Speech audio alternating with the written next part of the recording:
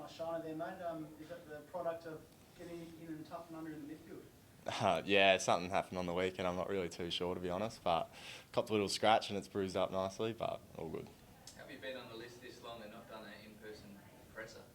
I know, I've dodged it. I've done pretty well for most of it, but got called out a bit late here, so all good. So you're a real inside midfielder, but an outside media. Yeah, I'm turning into that. I don't mind it. Have you found the last couple of months, mate, where you've really sort of found your niche and your role in that engine room? Are you enjoying your football at the moment? Yeah, I'm loving it. Just grateful to be playing. I think that's kind of the main thing kind of coming into this year. So, yeah, really enjoying just kind of getting in the team every week and obviously playing alongside the people I am. What's been the big difference? I remember sort of games early last year where you'd have a million centre bounces and you might maybe only get a handful of possessions and a lot of tackles. But what's been the difference to sort of being more involved and being more of a presence in that midfield? Yeah, I think just that craft point of view. I didn't really know a lot kind of coming in, all the body work, and just I guess how to get the ball outside. I was more worried about kind of getting my man done.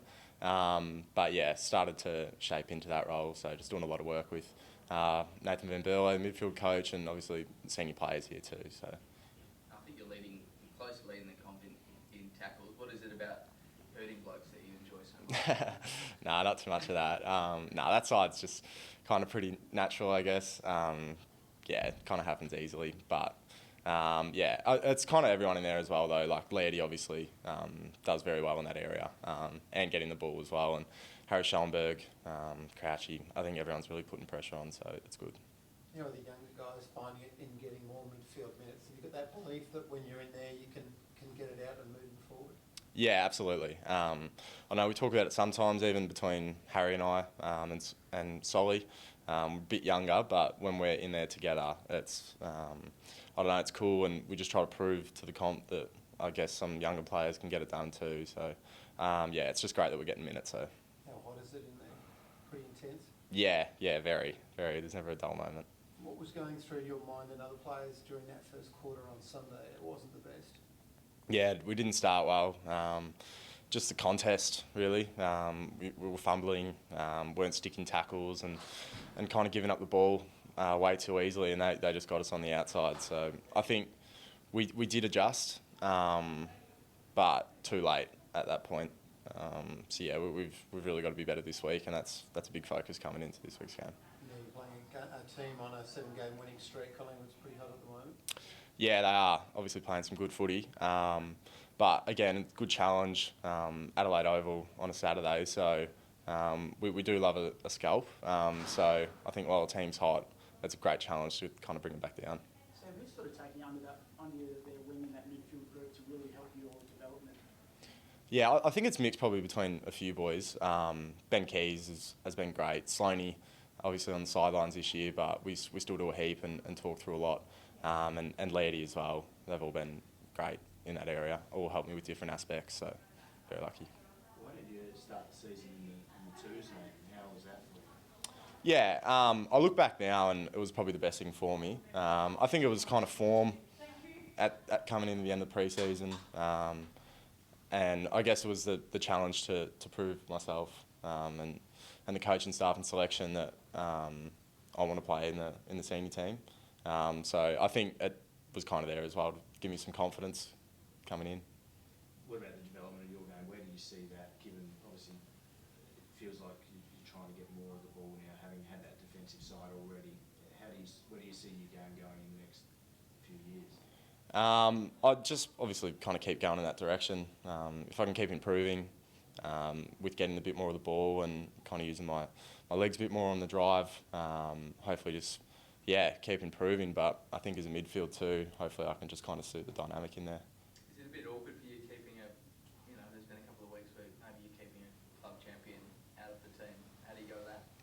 I'm not really sure. It's kind of up to selection there. Try not to think about that one too much. How do you rate Matt at the moment? Obviously he's had some up and down sort of weeks. He's been in and out of the side. How do you rate him at the moment? How's he getting around the group? Yeah, his attitude has been great.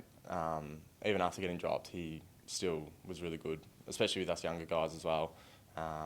and obviously played some really good footy in Sandful, and come back in and had a pretty good game on the weekend and showed why he should be playing. So I think he did really well. What does that say about him as a bloke? Do you think that he can, sort of come to terms with the disappointment of being dropped when he would expect to be playing, but still be able to put that leadership cap on and get around your younger midfielders and help you prepare for game day?